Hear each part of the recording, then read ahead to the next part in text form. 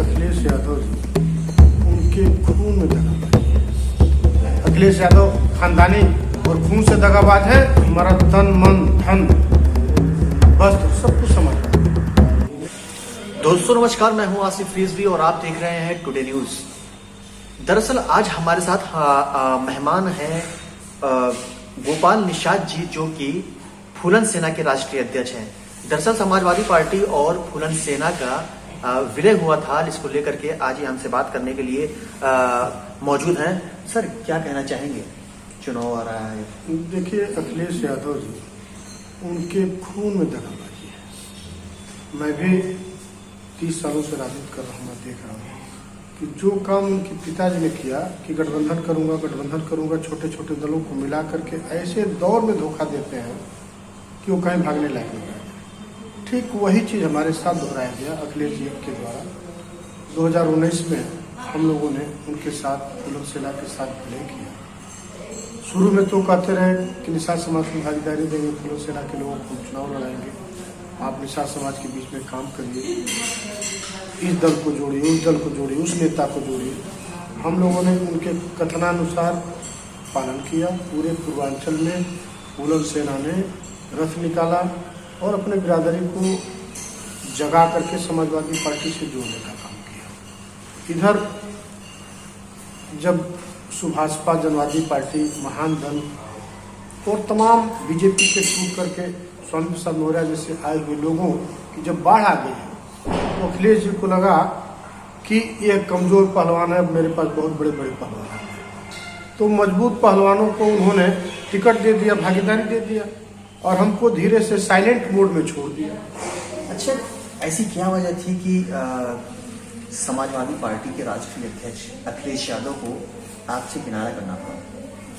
12 तारीख को जब गठबंधन दलों की बैठक हुई और किसको कितनी सीटें मिलेंगी इसकी घोषणा होनी थी, हम लोग भी बुलाए गए थे। सारे दलों को, किसी को 6, किसी को 8, किसी को 2, किसी को 6 घोषणा हुई।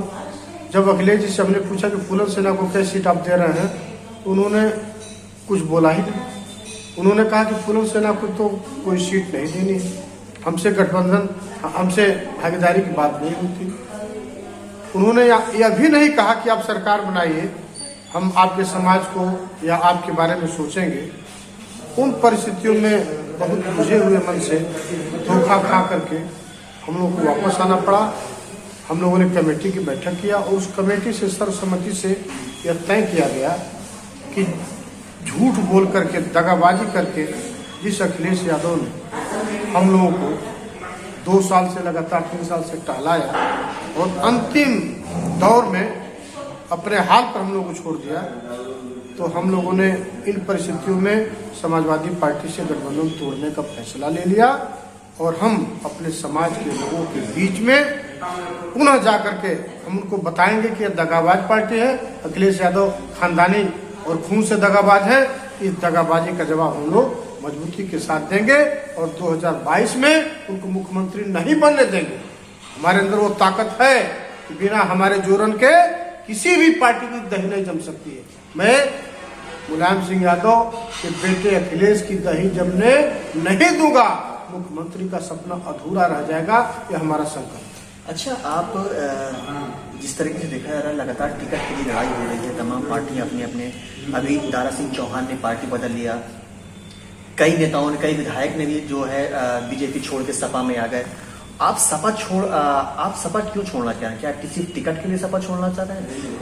देखिए, आप हमारा ड्रेस देख रहे होंगे, ये बिल्कुल हमारा तन मन धन वस्त्र सब कुछ समाजवादी। लेकिन जब समाजवाद पूंजीवाद में बदल जाए तो हम हमारा करके घास छिलेंगे। जब पूंजी बीजेपी से टूट कर आए हुए लोग करोड़, 2 करोड़, 4 करोड़ दे करके टिकट ले रहे हैं, तो हमारे पास तो टिकट खरीदने के लिए पैसे नहीं।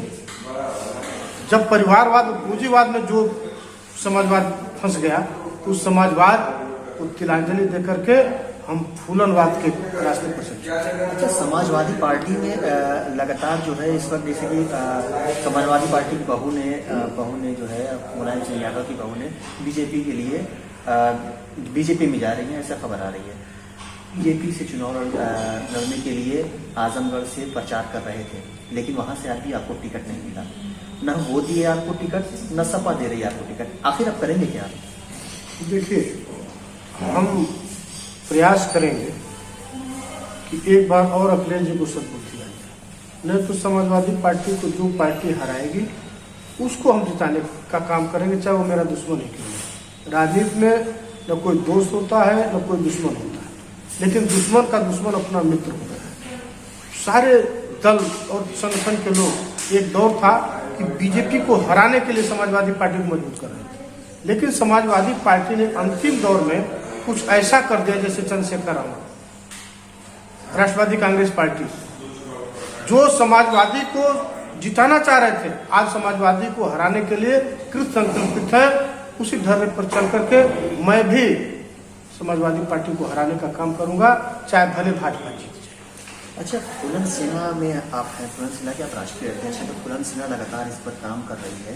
तो बीजेपी में फूलन सेना थी, लेकिन फूलन सेना को टिकट नहीं मिला किसी वजह से। अब आप सपा में भी आए, वही वजह रही।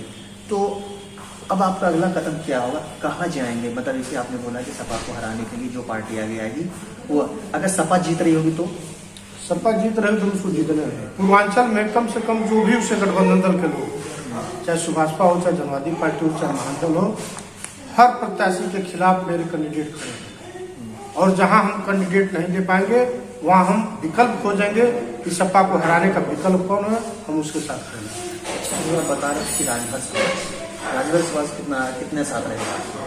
देखिए, राजभर समाज आज की तारीख में 40% ओम प्रकाश राजभर के साथ, 60% राजभर आज भी उनके खिलाफ है, और 60% राजभर हमारा स्वागत करेगा, क्योंकि मैंने भी एक नया दल बना लिया है जिसका नाम समतावादी पार्टी है, और उसका राष्ट्रीय अध्यक्ष एक राजभर का बेटा है। तो निश्चित तौर पर 60% राजभर समाज के लोग हमारे इस नई पार्टी के साथ रहेंगे। क्या ओम प्रकाश राजभर की टक्कर के लिए बनाया गया है या फिर और? देखिए, हम लोग तो चाह रहे थे कि फूलन सेना एक अनुसांगिक संगठन बन के समाजवादी पार्टी का सहयोग करे, लेकिन जब धोखा हो गया तो आनंद फानंद में हम लोगों ने, या चूंकि यह धोखा ओम प्रकाश राजभर की वजह से हुआ है। जब ओम प्रकाश राजभर भाजपा में था तो उसकी देन है कि मेरा टिकट काटा गया। जब ओम प्रकाश राजभर समाजवादी पार्टी में आया तो यह उसकी देन है कि हमारा टिकट काटा गया।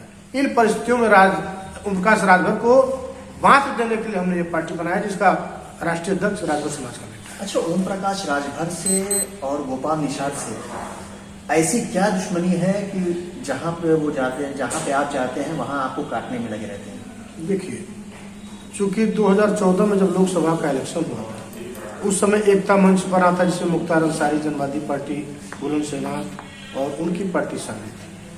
वो चाहते हैं कि हमारे साथ झोला ढालें और उनके पार्टी का प्रचार करें, उनको जिताएं। ओम प्रकाश राजभर और उनके बस की बात नहीं है कि वह अपने सहयोगी दलों को चुनाव लड़ा पाए। उसके मन में खोट है, वो बेईमान आदमी है, बदनीयत आदमी। वह केवल सारे दलों को अपने पीछे घुमाता है और बड़े दल से समझौता करके सबको लात मार करके उनके हाल पर छोड़ देता है। तो जब मैं एक बार धोखा खा चुका हूँ तो फिर उसके पीछे थोड़े दौड़ने जाऊँ। यही जलन है, वो चाहता है कि मेरे पीछे पीछे पेंडुलम की तरह आदमी लटकता रहे और घूमता रहे। यह काम मैंने छोड़ दिया, उस आदमी को मुझसे जलन हो गई और मुझे हर कदम पर काटने की कोशिश करता है। चंद्रशेखर रावण के साथ भी जो हुआ वो अंदरूनी ओम प्रकाश राजभर की देन है, और ओवैसी के साथ जो हुआ वह ओम प्रकाश राजभर की देन है। भारत माता पार्टी के साथ जो हुआ वो उन्हीं की देन। जो भी उस भागीदारी मोर्चा में शामिल थे सबको इतने धीरे से लात मार दिया और सपा से टिकट ले लिया। अच्छा, चंद्रशेखर रावण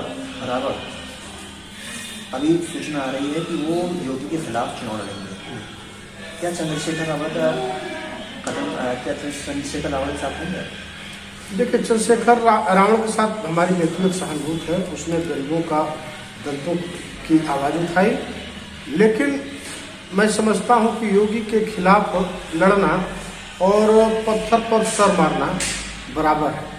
उनको चाहिए कि जिस तरह से भागीदारी मोर्चा बना करके वो संघर्ष कर रहे थे, ओम प्रकाश को किनारे करके उस भागीदारी मोर्चा को पुनः इकट्ठा करें, हम भी उनका साथ देंगे और अपने दम और खम के साथ चुनाव देंगे। अकेले लड़ेंगे, काम खत्म। फुलन सेना के राष्ट्रीय अध्यक्ष गोपाल निषाद का अगला कदम क्या होगा?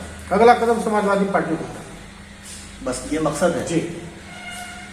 धन्यवाद। ये थे हमारे साथ गोपाल निषाद, फुलन सेना के राष्ट्रीय अध्यक्ष, जो लगातार समाजवादी पार्टी के नाराज देखा जा रहा था, क्योंकि समाजवादी पार्टी ने इनसे किनारा कशी कर लिया है। मऊ से आसिफ रिजवी,